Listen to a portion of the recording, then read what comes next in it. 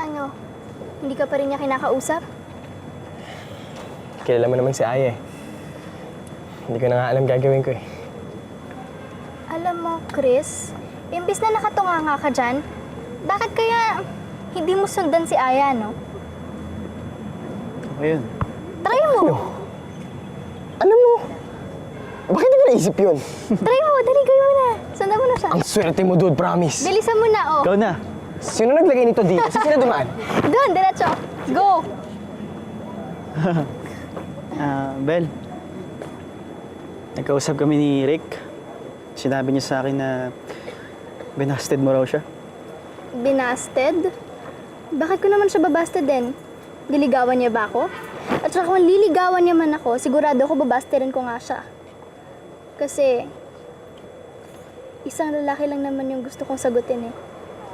At yung lalaki na yon, yung gusto kong i-take one step higher sa pagiging MU. So, ibig sabihin, Ano? sinasabi mo na sinasagot mo na ako na pwede mo na ako maging boyfriend? Not until you propose to me. Belinda, tinatanggap mo ba ako na maging boyfriend mo?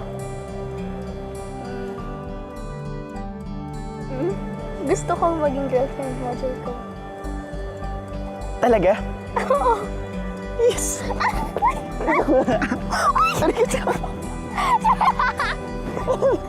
Thank you. Thank you.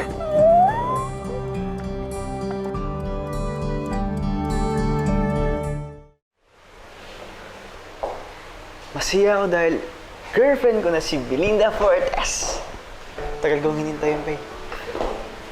Ano? Boyfriend? Brandy, andyan ka na pala.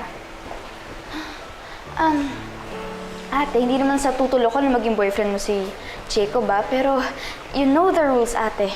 Ikaw pa nga nagsabi sa akin na dapat sundin ko sila mami eh. Hinay-hinay lang, Brandy. Paano pag nalaman nila to? Hinay-hinay lang. Malaman ng alin? Wala po.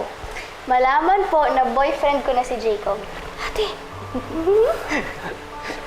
Huwag ka nang matakot para sa kapatid mo. Dahil alam na namin ng itay yung sitwasyon nilang dalawa.